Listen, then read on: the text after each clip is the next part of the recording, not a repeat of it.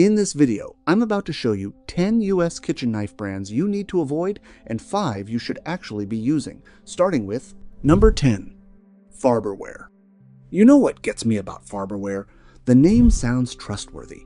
It sounds like something your grandmother had in her kitchen, and maybe she did, back when the brand actually meant something, but the Farberware sitting on the shelf at Walmart or Target today is a completely different story. The company changed hands multiple times over the decades, and what used to be a respected American housewares name is now essentially a label slapped onto some of the cheapest product in the category. Their knives use low-carbon stainless steel, which sounds acceptable on paper, but in real cooking conditions means the blade dulls fast, and once it dulls, getting a proper edge back requires professional sharpening that most people are never going to bother paying for. Consumer Reports and multiple third-party knife testing outlets have placed Farberware consistently at the bottom of edge retention rankings. One popular testing channel documented significant sharpness loss after just 25 cuts through a butternut squash. 25 cuts. That is not a kitchen knife, that is a butter knife wearing a stainless steel costume. And the handles are hollow plastic, the kind that creaks under a firm grip and makes you wonder every single time whether the whole thing is going to snap while you are cutting through a chicken breast. For $40 or $50, you deserve a whole lot better. Number 9. Hampton Forge. Hampton Forge lives almost entirely in discount stores and big box retailers, and there is a very clear reason for that. They are not selling to serious home cooks, they are selling to people who just need something in the knife block without thinking too hard. I understand the appeal. But the problem comes when those people actually start cooking and figure out exactly why it was that cheap to begin with. Hampton Forge uses stamped blades punched out of flat sheet steel rather than forged under heat and pressure. Stamped blades are not automatically bad, but the steel Hampton Forge uses is so thin and so soft that it bends under moderate pressure.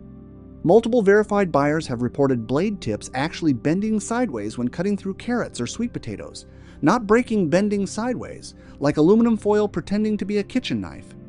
Even worse, the brand was part of a 2019 recall involving sets where handles were separating from the blade entirely during use. A knife whose handle detaches while you are cooking is not a kitchen tool, it is a safety hazard. When a company cuts corners this aggressively, they have made their priorities absolutely clear, and it is not the well-being of the person holding their product. Number 8. Cuisinart. Cuisinart sounds premium. It sounds like it belongs in a real kitchen. And some of their appliances, food processors, coffee makers are genuinely solid products. But their knives operate under a completely different standard, and they are counting on you not to notice the gap. Cuisinart knives are manufactured overseas, primarily in China, then boxed with that fancy French-sounding name to imply European craftsmanship you are absolutely not getting. The steel hardness on most of their consumer sets lands at 52 to 54 on the Rockwell hardness scale, and anything below 56 is considered soft by professional standards, meaning it dulls fast and chips easily under everyday kitchen conditions. Cooks Illustrated tested Cuisinart's chef knife against comparable price points and found the edge rolled after minimal use, with resharpening made difficult by inconsistent steel composition throughout the blade. And the price on these sets? $60, $80, sometimes over $100 depending on the configuration. You are not paying for the knife. You are paying for the name on the box and the lifestyle photography in the advertisement. The actual knife is not earning a single dollar of that price.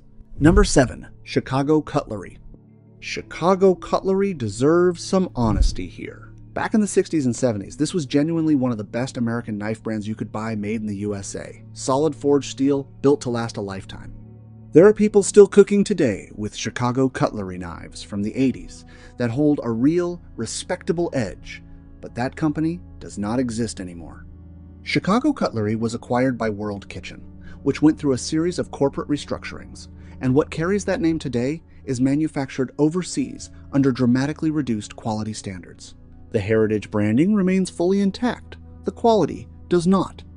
Independent metallurgical testing has found that current production Chicago Cutlery knives do not perform to the hardness figures referenced in their own promotional materials. The blade geometry has been thinned and simplified, cheaper and faster to mass produce, but nowhere near the original taper, spine weight, or edge geometry that gave the brand its old reputation. Buying a trusted name without verifying what that name actually means today is precisely how these companies profit off their own history while delivering something unworthy of it.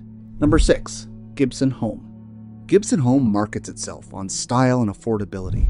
Colorful handles, photogenic knife sets, price points low enough to feel like a genuinely good deal. But behind that presentation is some of the softest steel currently sold on any consumer knife brand in the United States.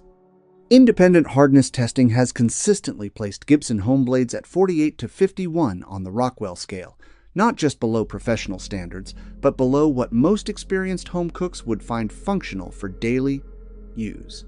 At that hardness level, the edge degrades so fast that you would need to use a honing steel after almost every single cooking session. Most people who buy these sets do not own a honing steel. So within 2 weeks, you are essentially fighting a dull blade for every meal.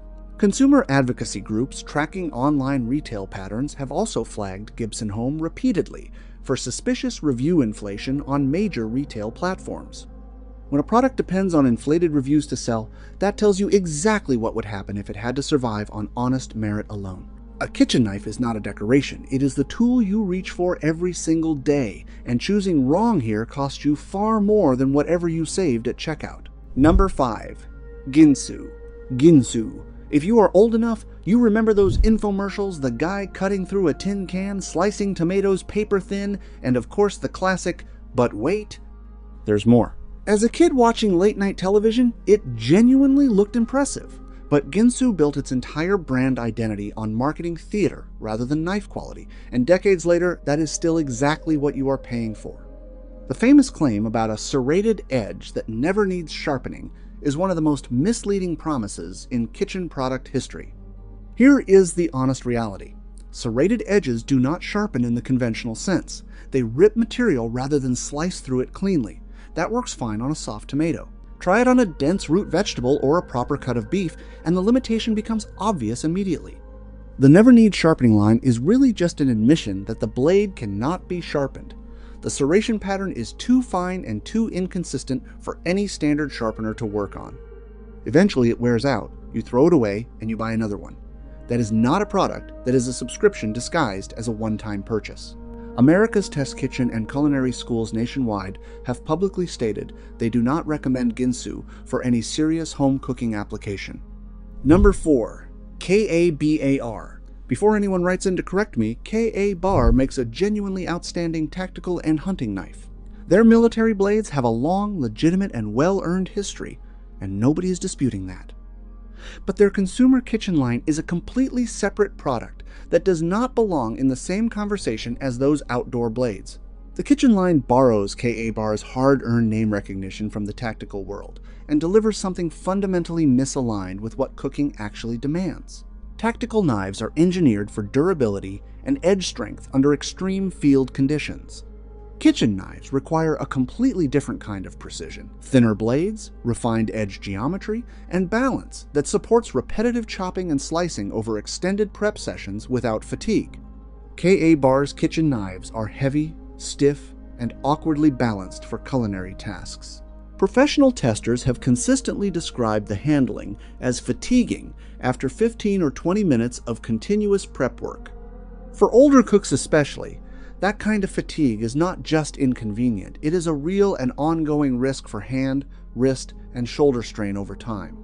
Making a great knife for the outdoors and making a great knife for the kitchen are two entirely different engineering challenges. KA-BAR has only solved one of them. Number 3. Calphalon. Calphalon makes legitimately good cookware. Their hard anodized pots and pans have a real and well-deserved following among serious home cooks, and that reputation is earned.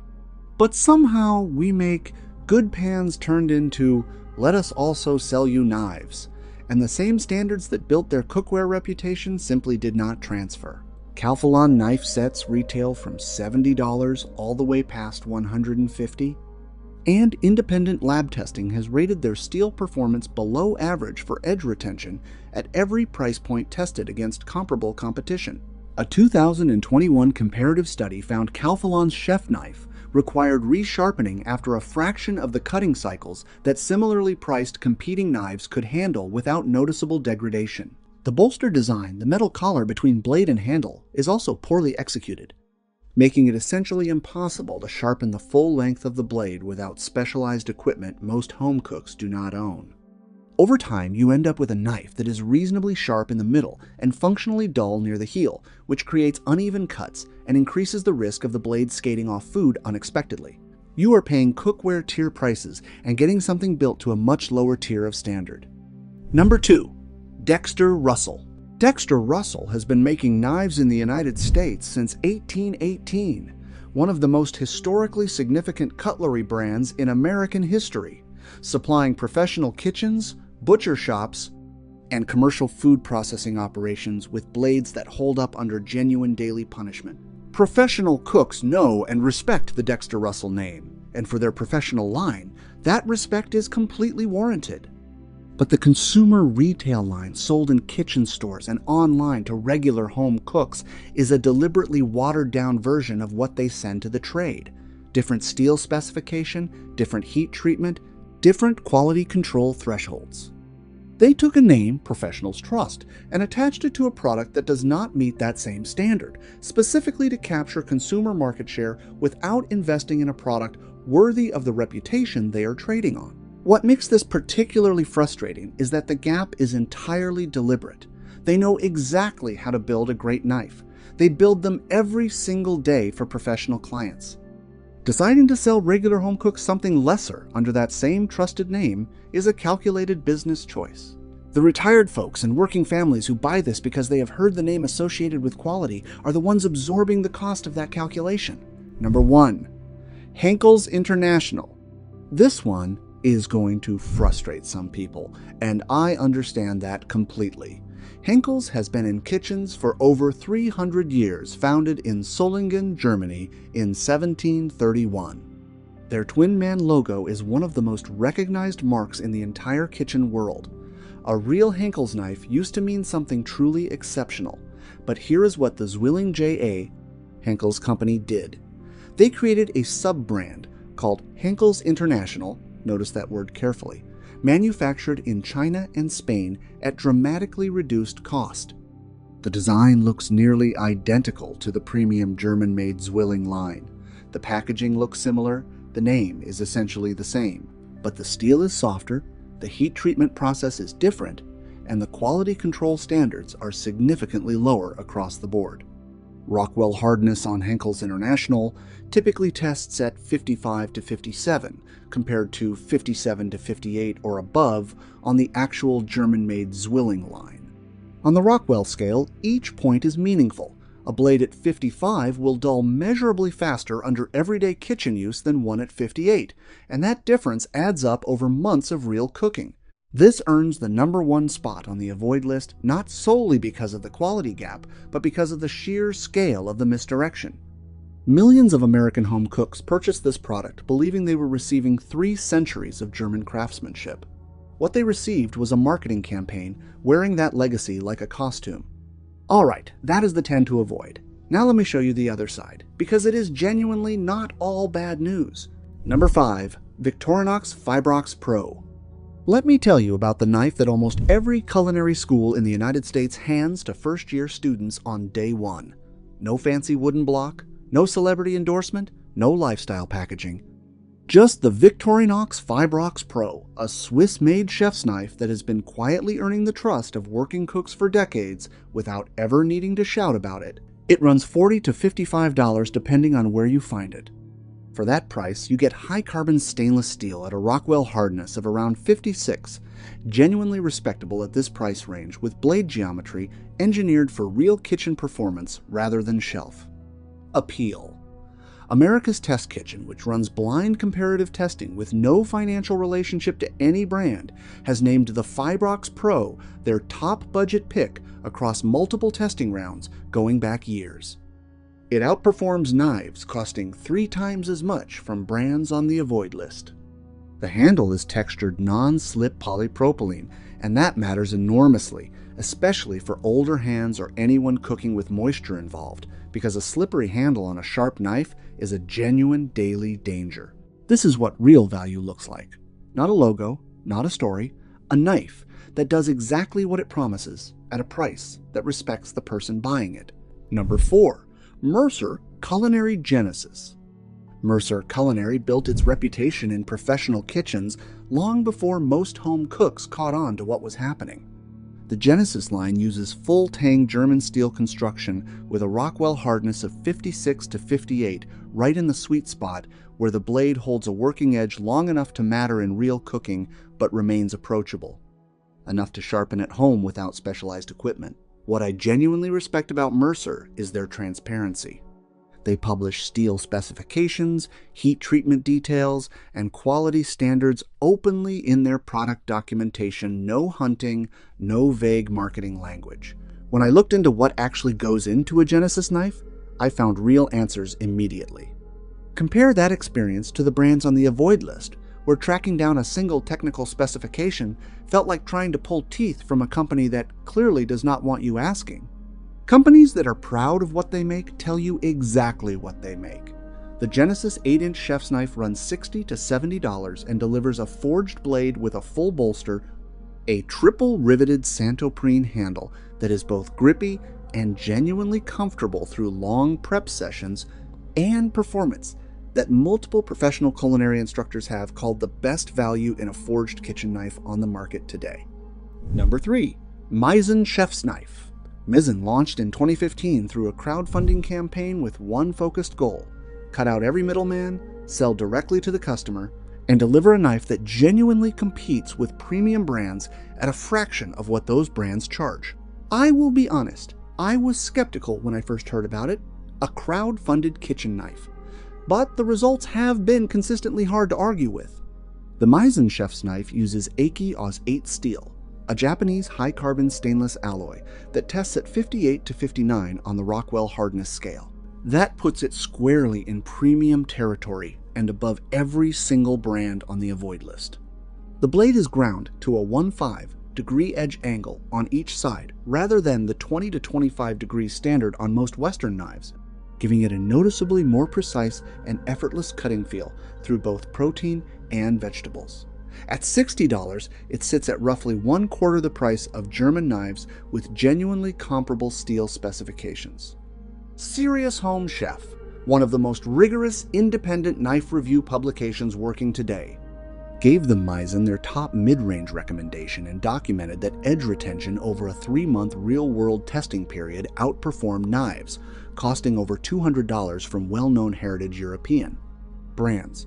Selling direct to consumers means you are paying only for the steel and the craftsmanship, nothing else. Number 2. Zwilling J.A. Henckels Pro. I know I just told you to avoid Henckels, and I meant every word of it for the international line. But the actual German-made Zwilling Pro series is a completely different product, and it would be genuinely dishonest to leave it off this list just because a cheaper line carries a similar name. The Zwilling Pro 8-inch chef's knife is made in Solingen, Germany, using a proprietary steel alloy called Friodur. The Friodur ice hardening process treats the blade at -94 degrees Fahrenheit after forging, producing a Rockwell hardness of 57 to 58 with exceptional resistance to corrosion and staining under regular kitchen conditions. That process has been continuously refined since the brand was founded in 1731. The critical thing here is knowing exactly what you are purchasing. If the box reads Zwilling J.A. Henckels with a Made in Germany mark, you have the real product. If it just says Henckels without the Zwilling prefix and without the Germany country of origin clearly marked, that is the international line, and that is the one on the avoid list. Read every word on that label before you buy. A genuine Zwilling Pro runs $150 to $200.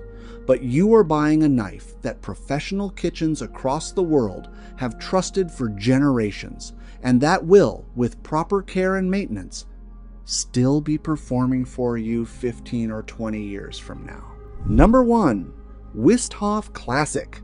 If there is one knife that has earned the top spot on this list beyond any reasonable argument, it is the Westhoff Classic. Made in Solingen, Germany by a family company that has been operating continuously since 1814. Not a corporation that purchased a historic name, not a brand licensing someone else's legacy. The Westhoff family has been producing knives in the same city for over 200 years, and unlike the other brands we have discussed today, the product has not drifted a single inch from what made them great. The classic 8-inch chef's knife uses proprietary X50 KRMOV 15 steel, precision forged in a single piece, and individually sharpened using Westhoff's PE Tech process, precision edge technology, which produces a blade edge 20% sharper out of the box than their previous production. Methods. Rockwell hardness tests consistently at 58. The full bolster provides a natural finger guard. The triple riveted palm handle is practically indestructible under normal kitchen conditions, and the balance feels immediately and unmistakably right from the very first cut. Cooks Illustrated, America's Test Kitchen, Wirecutter, and Serious Eats all rank the Westhoff Classic among the top knives ever tested at any price point. At $160 to $180, it is not an impulse buy, but a knife built to last 30 or 40 years costs less than half a penny per day over its lifetime. Buy quality once from people who've been doing this honestly for over 2 centuries. That is what real value looks like.